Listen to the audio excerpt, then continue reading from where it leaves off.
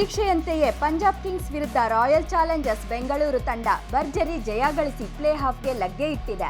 ಧರ್ಮಶಾಲಾದ Himachal Pradesh cricket ಮೈದಾನದಲ್ಲಿ ಭಾನುವಾರ ನಡೆದ ಲೀಗ್ ಹಂತದ ಪಂದ್ಯದಲ್ಲಿ ಬೆಂಗಳೂರು ತಂಡ ಪಂಜಾಬ್ ತಂಡವನ್ನು 23 ರನ್ಗಳ ಅಂತರದಲ್ಲಿ ಮಣಿಸಿ IPL 2026 ಟೂರ್ನಿಯ ಪ್ಲೇ ಆಫ್ಗೆ ಲಗ್ಗೆ ಇಟ್ಟಿದೆ.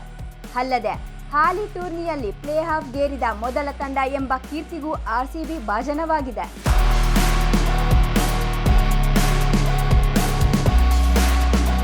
ಎರಡು ದಾಖಲೆ ನಿರ್ಮಿಸಿದ ಕೊಹ್ಲಿ ಟಾಸ್ ಸೋತು ಮೊದಲು ಬ್ಯಾಟಿಂಗ್ ಮಾಡಿದ RCB ನಿಗದಿತ 20 ಓವರ್ಗಳಲ್ಲಿ 4 ವಿಕೆಟ್ ನಷ್ಟಕ್ಕೆ 222 ರನ್ ಗಳಿಸಿತು.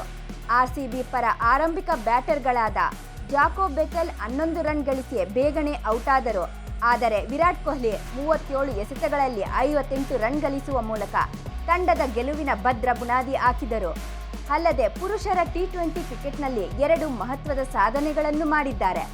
ಮೊದಲ ದೊಡ್ಡ ಸಾಧನೆ ಎಂದರೆ IPL ಇತಿಹಾಸದಲ್ಲಿ ಒಂದೇ ತಂಡದ ವಿರುದ್ಧ ಅತಿ ಹೆಚ್ಚು ರನ್ ಗಳಿಸಿದ ಆಟಗಾರ ಎಂಬ ದಾಖಲೆಯನ್ನು ಕೊಹ್ಲಿ ತಮ್ಮ ಹೆಸರಿಗೆ ಬರೆದರು.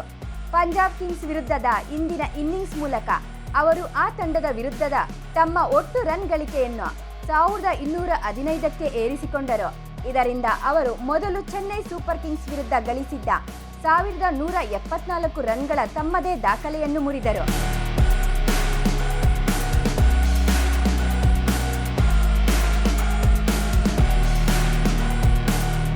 ಬ್ಯಾಟಿಂಗ್ ಸಾಧನೆಯ ಹೊರತಾಗಿಯೇ ಈ ಪಂದ್ಯದಲ್ಲಿ ಕೊಹ್ಲಿ ಮತ್ತೊಂದು ಐತಿಹಾಸಿಕ T20 ದಾಖಲೆಯನ್ನು ಸರಿಗಟ್ಟಿದರು.